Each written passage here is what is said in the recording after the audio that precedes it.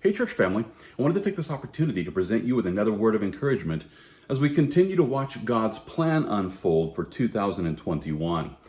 Now, the chances are you've been busy with your family and your friends ringing in the new year, and if so, well, I'm going to guess that you've missed out on the continuing degradation that's taking place here in our nation.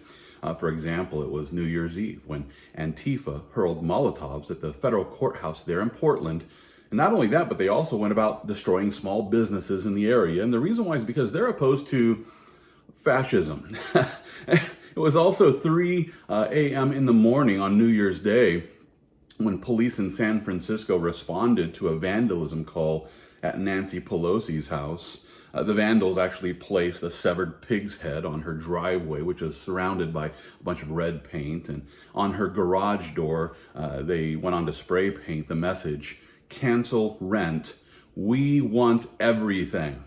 They also included anarchy symbols, and then they also wrote $2,000, which was then crossed out. And if I had to guess, these anarchists, well, they're also dissatisfied with a $2,000 stimulus check. The year also began with a new proposed rule package for the 117th Congress. This new rule package includes the use of gender inclusive language, and by inclusive, what they really mean is exclusive. That's right, the Democrat-led Congress is now planning to exclude gendered terms like mother, father, son, daughter, and these words are excluded because these terms, well, they might be offensive to some. Isn't that odd that those who claim to be inclusive are always the first to censor and shut down everything they disagree with? We saw another example of this on New Year's Eve as a left-wing journalist named Kurt Eichenwald, he told his audience on Twitter that he wanted to go out and find an anti-masker and beat them to death. This journalist, who actually has 506,000 followers on his Twitter account, this journalist is so upset with the anti-maskers that he literally wants to go out and beat them to death. You know, he also turned this rant against Christians by declaring this. He says, "You effing Christians who preen about God saving you from COVID so you don't need masks. You're what Jesus condemns. You kill with hypocrisy." Wow. If I understand him correctly, he thinks that Christians are anti-maskers and therefore they're the ones guilty of killing others with COVID-19. Now, listen, I'm not here to argue for or against the mask. When it comes to the mask, I'm completely pro-choice. I believe that you have the right to wear a mask and you should have the right to not wear a mask. You know, that's my take on it. I would appeal to Dr. Fauci, who has taken both positions on this issue. At one point he said, don't wear a mask. At the next point he says, wear a mask. So, you know, you can agree with Dr. Fauci either way you go on this one. I would also appeal, though, to the scientific studies that have shown the ineffectiveness of wearing these masks, especially the cloth masks that, you know, most people wear. You know, most people are actually wearing a mask that will not slow the spread or stop the spread or keep you from inhaling the virus. And yet, as long as you've got something over your face, you know, you're appeasing those who think that these masks actually work. But apart from all those things, we must not fail to notice the hypocrisy of this so-called journalist. The same journalist who is ready to go beat anti-maskers to death. You know, when he was asked about abortion, here's what he said on Twitter. He says, "My position, pro-choice. My choice, I personally oppose." Okay. In other words, he personally opposes abortion, but he's not going to force his opinion on others. Here's how he explains it in the same tweet.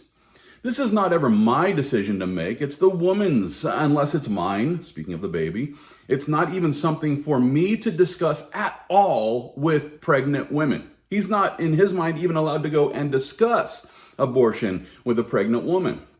This journalist then is pro-choice when it comes to murdering unborn babies.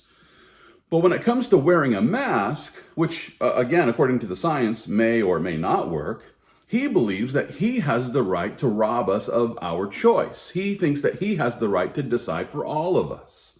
Not only that, but he also has a desire to go and beat to death those who think that masks aren't effective, which is odd, because if the whole goal is to save lives through the masks, then why is it that he wants to go and then kill people who don't wear masks? Seems counterproductive. But as we consider the way that our society is quickly unraveling at the seams, it should be obvious to all of us that the list of communist goals which were presented in Congress 58 years ago have actually taken root, especially in the upper echelons of our country, including the political arena, as well as in mainstream media and these sorts of areas. In order to prove my point, let's just consider a few of the line items of the communist goals which were actually presented to the House of Congress back on January the 10th, 1963. This a list of goals. It includes this. First of all, the goal to capture one or both of the political parties in the United States. Also, the use of technical decisions of the courts to weaken basic American institutions by claiming their activities violate civil rights.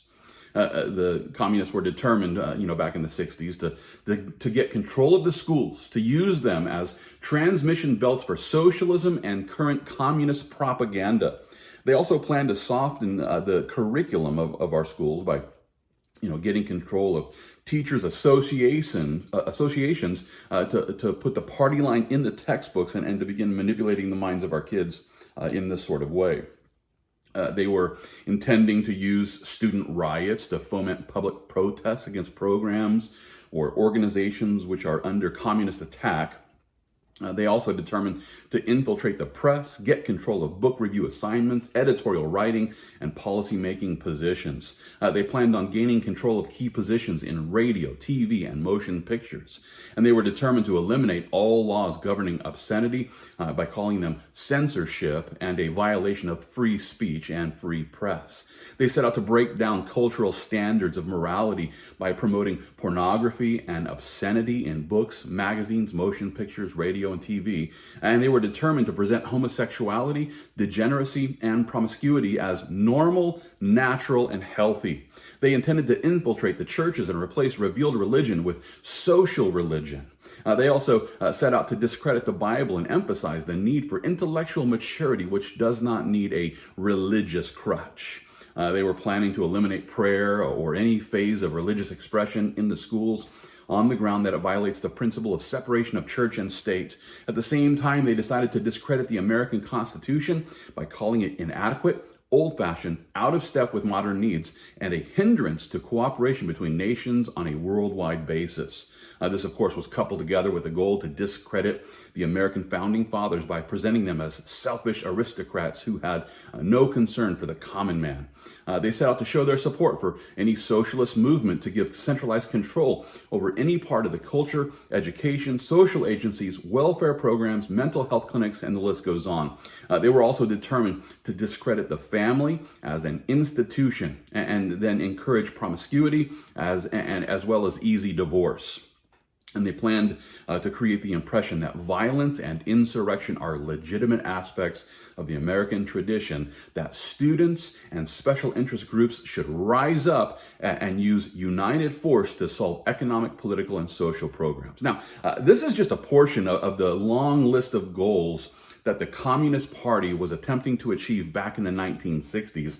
And you better believe that they've been working hard over the past 60 years to achieve all of these goals. If you look and see what's going on in the news today, you can see that this long list of goals has been embraced. And we're seeing the effects of that in the news today and all throughout our country today. With that being the case, it's no wonder that we're watching our country handing all of our freedoms over to elected officials who are now trying to rule over us like communist dictators. Now, with all this being the case, I just encourage you, Christian, to pray. Let's pray that our nation might wake up and realize that we are literally days away from becoming another communist country that is firmly under the jackboots of authoritarian overlords. At the same time, I also encourage every Christian to remember that the blood of the martyrs is the seed of the church. The blood of the martyrs is the seed of the church. In other words, it's possible that the Lord is allowing all of this to happen here in America so that the church in America might wake up and get back to the business of the Great Commission. And with this as the goal, I encourage you once again, let's continue fighting the good fight of faith, and all for the glory of God.